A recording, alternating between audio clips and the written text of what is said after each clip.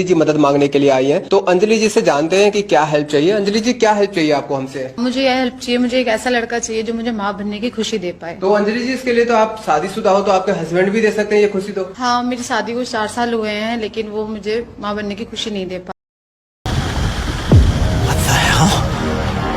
भारतामध्ये ठगांचा बोलबाला आणि कहाण्या काही कमी नाहीत. हे ठग आपापल्या काळात लोकांना गंडवण्यात तरबेज होते. लोकांना उल्लू बनवण्यात यांचा कुणीही हात धरू शकत नव्हतं. या ठग लोकांवर आणि त्यांच्या ठगगिरीचे किस्से आणि कहाण्यांवर चित्रपट सुद्धा आले. ठगगिरीतल्या यांच्या कुशाग्र बुद्धिमत्तेमुळे यांनी त्या काळात अनेकांना गंडा घातलाय. पण सध्या जमाना बदललाय, त्यामुळे गंडवण्याचे प्रकार सुद्धा ऑनलाईन झालेत. ज्या बिहारमधून भारताचा ठग ऑफ हिंदुस्तान म्हणून मिस्टर नटवरलाल नावारूपाला आला, त्याच बिहारमधून 2024 मध्ये आजपर्यंतच्या ठगगिरीच्या दुनियेत कधीच न वापरलेला फंडा वापरून एका युवकाने करोडो रुपयांची संपत्ती जमा केली. त्याने वापरलेली ट्रिक तुम्ही ऐकली तर तुम्ही सुद्धा डोक्याला हात लावल्याशिवाय राहणार नाहीत. या ऑनलाईनच्या जमान्यात त्याने कसा ऑनलाईन गंडा घातला आणि पोलिसांनी त्याला पकडून सुद्धा त्याच्या विरोधात तक्रार द्यायला कुणी सुद्धा पुढं आलेलं नाही.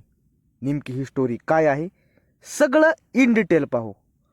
तुम्ही हा व्हिडिओ शेवटपर्यंत पहा, पण तुम्ही तुमच्या मित्रांना आणि परिवारातील लोकांना सुद्धा हा व्हिडिओ पाठवा, म्हणजे कुणीही या सायबर लोकांच्या जाळ्यात सापडणार नाही आणि पैशासोबतच कुणीही या लोकांच्या टॉर्चरमुळे जीव सुद्धा गमावणार नाही. त्यासाठी हा व्हिडिओ शेवटपर्यंत पहा. तुम्ही पहिल्यांदाच या चॅनलवर आला असाल तर कृपया चॅनलला सबस्क्राईब करा. मंडळी, ही गोष्ट आहे बिहारची. बिहारच्या नवादामधील. याच नवादामधील एक युवक, त्याचं नाव होतं मुन्ना. हा मुन्ना नवादा सोडून नोकरी शोधण्याच्या निमित्ताने राजस्थानमध्ये येतो. राजस्थानच्या मेवाड शहरात त्याला त्याच्या मनाजोगं काम मिळतं आणि त्या ठिकाणी तो काम करू लागतो. काही महिन्यानंतर तो आपल्या गावी जातो. कुटुंबियांना भेटून कामातून मिळालेले पैसे देतो. कुटुंबीय त्याची विचारपूस करतात. सगळा आनंदी आनंद असतो. कुटुंबासोबत काही दिवस घालवल्यानंतर तो पुन्हा राजस्थानला येऊन आपल्या कामाला जॉईन होतो. अशा प्रकारे त्याने राजस्थानमध्ये 5 वर्ष घालवलेले असतात. त्याच्या घरच्यांना तो काय नोकरी करतो किंवा काय काम करतो याबद्दल काहीच आतापिता नसतो. राजस्थानमध्ये काम करत असताना मुन्नाचे काही सायबर क्राईम लोकांसोबत संबंध येतात, जे सायबर क्राईमच्या दुनियेतील शातीर लोक होते. म्हणजे आपल्याला माहिती आहे, जामताड्यातील तरुण आर्मीच्या नावावर किंवा लोकांना मोबाईलवर लिंक पाठवून ऑनलाईन फ्रॉड करतात. अशा लोकांच्या संपर्कात मुन्ना येतो.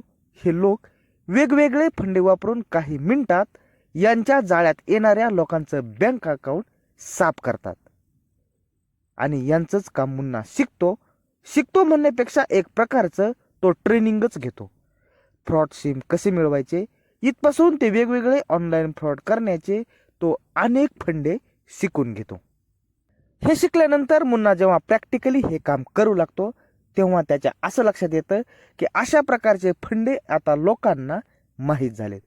लोक जागरूक झाल्यामुळे पाहिजे तेवढ्या प्रमाणात लोक आपल्या जाळ्यात फसत नाहीत. मग जर पैसे कमवायचेच असतील तर लोकांना असा काहीतरी नवीन गंडा घालावा लागेल, जो आजपर्यंतच्या ऑनलाईन जगात कुणीच वापरलेला नसेल.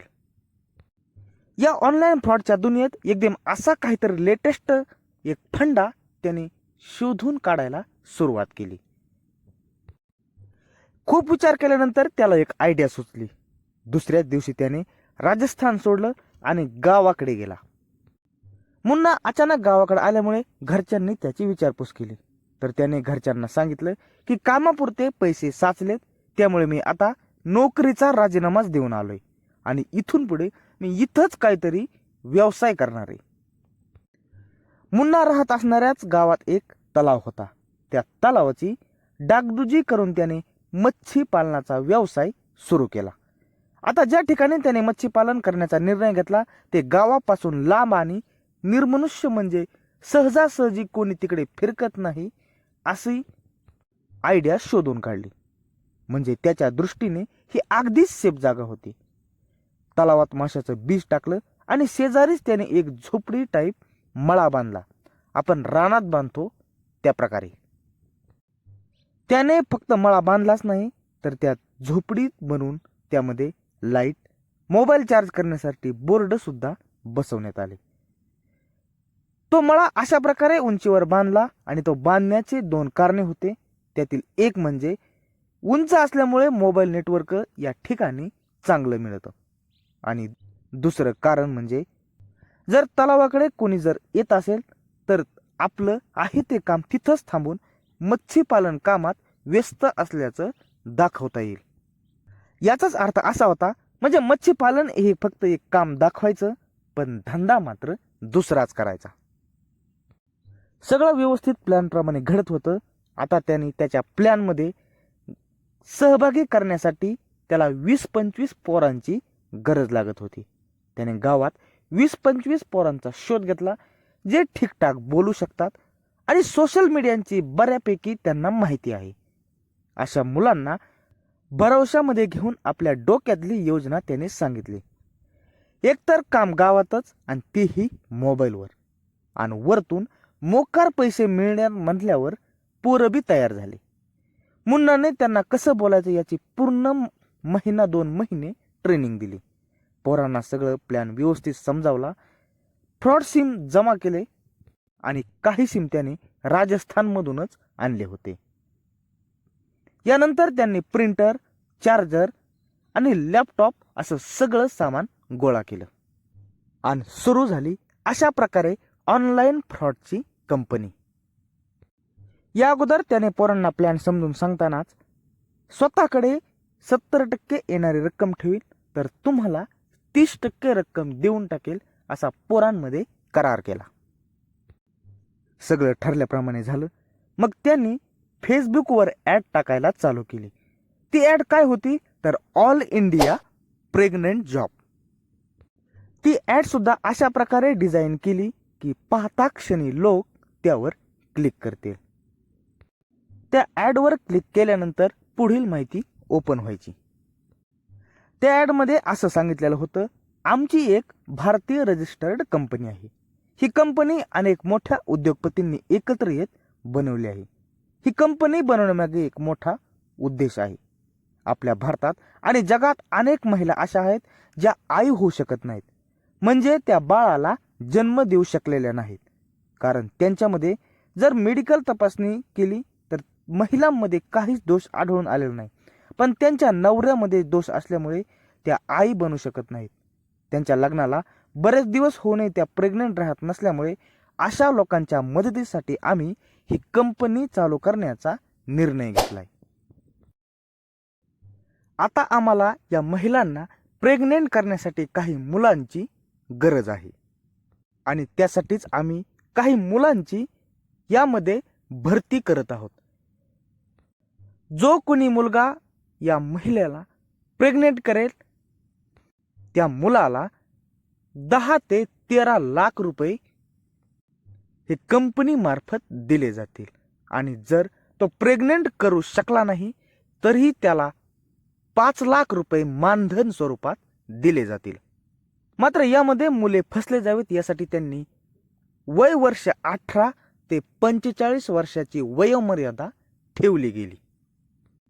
आता भारतातील मुलांना अशा प्रकारचा जॉब म्हटल्यानंतर कोणाला आवडणार नाही.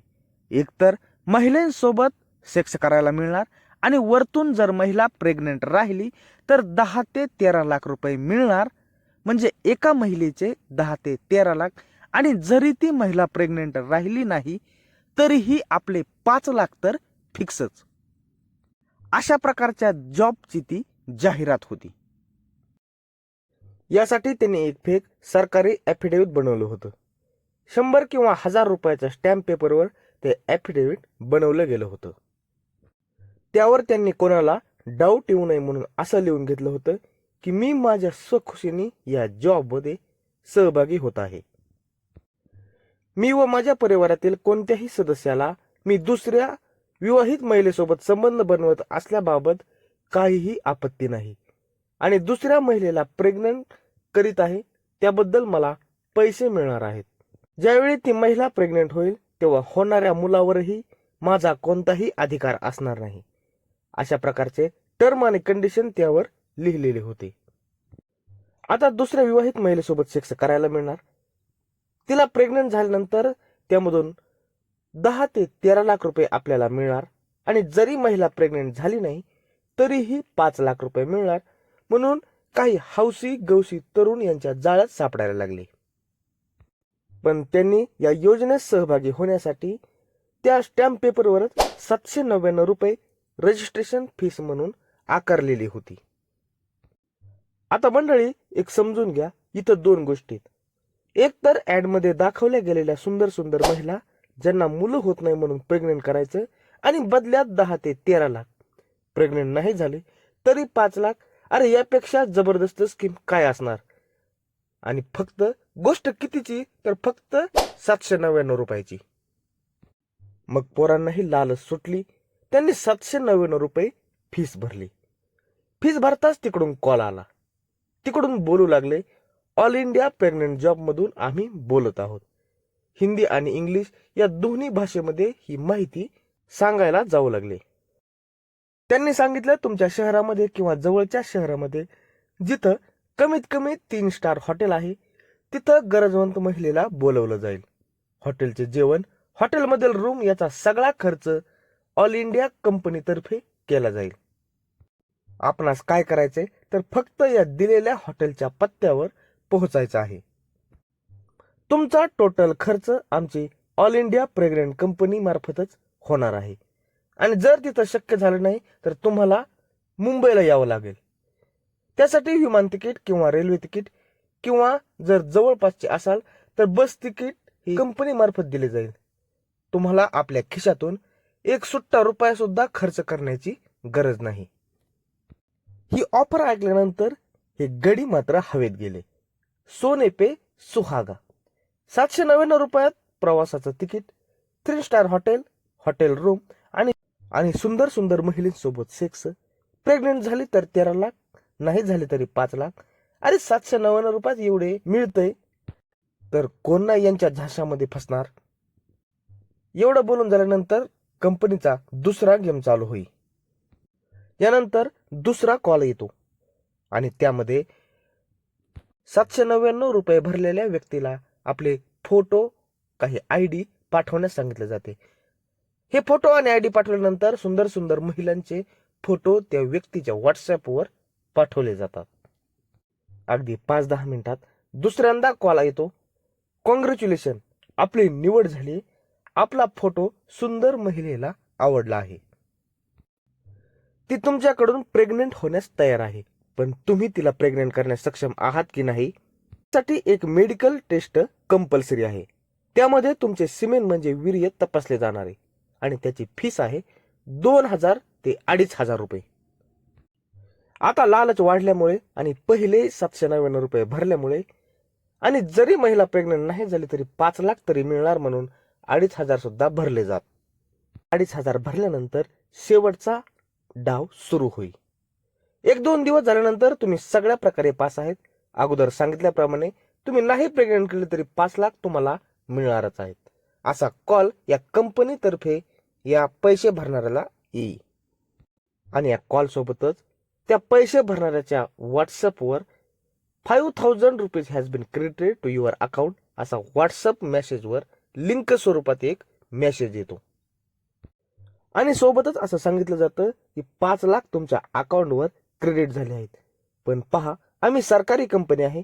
आता मोदी सरकारने प्रत्येक ठिकाणी GST सुरू केली आहे. त्यासाठी तुम्ही GST रक्कम भरल्यानंतरच ती रक्कम तुमच्या खात्यात विड्रॉल होणार आहे. आणि GST रक्कम आहे 25,000 रुपये.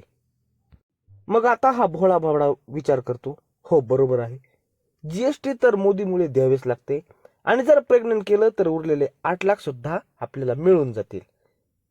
अशी लालच या व्यक्तींना सुटत जायची.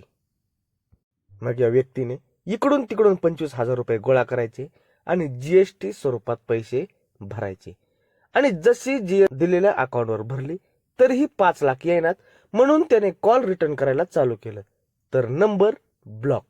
गायब सर गायब, नंतर महिला गायब, सर गायब, ते नंबर ब्लॉक, व्हॉट्सअप ब्लॉक, सगळं अगदी गोलीगत धोका. यामध्ये काही जणांनी राऊंड फिगर 30,000 तर काही जणांनी 50,000 ते लाखापर्यंत रक्कम भरल्या गेल्यात. मग आता पैसे तर गेले, पण तक्रार करायची कशी? दुसऱ्या लेडीला प्रेग्नेंट करायचे पैसे भरले म्हणून तक्रार कशी करणार? अशा प्रकारे लोकांनी तक्रारच दिल्या नाहीत. तेरी बी चूप मेरी बी चूप. ऑल इंडिया प्रेग्नेंट जॉब या नावाने या ठगाने महाराष्ट्र, बिहार, पंजाब, यूपी, गुजरात, MP या सगळ्या राज्यामध्ये लाखो लोकांना करोडो रुपयाचा चुना लावला होता. या सगळ्या गोष्टीनंतर गावात कुणाला तरी शंका आली. अरे नौजवान धडधाकट पोरं शेतातल्या तलावाच्या मळ्यावर दिवस दिवस बसून काय करतायत? कुठून तरी बातमी लीक झाली. पोलिसांची धाड पडली. प्रिंटर, मोबाईल, लॅपटॉप सगळं त्या ठिकाणी जप्त झालं आणि उघड झाला हा काळा कारनामा. 2-4 पोरांना पोलिसांनी जाग्यावरून उचललं आणि एवढ्या जणांना फसून सुद्धा तक्रारदार म्हणून कोणी पुढेच येत नव्हतं. आता हे ऑल इंडिया जॉबवाले कोणाला टार्गेट करायचे? तर जराशी थोडेफार अडाणी, सुशिक्षित बेकार, श्रीलंपट, एका दिवसात श्रीमंत होण्याचे स्वप्न पाहणारे असे लोक हे यांचे सॉफ्ट टार्गेट बनायचे. तर मंडळी, ही होती स्टोरी. विवाहित महिलेला प्रेग्नेंट करा आणि 10 ते 13 लाख मिळवा या डुप्लिकेट. तुम्हाला ही स्टोरी कशी वाटली? तुम्ही आपल्या मित्रमंडळींना, नातेवाईकांना ही स्टोरी पाठवा आणि होण्यापासून स्वतःला आणि आपल्या कुटुंबियांना वाचवा. तुम्हाला लाईक करा, शेअर करा आणि सोबतच चॅनलला सबस्क्राईब करा.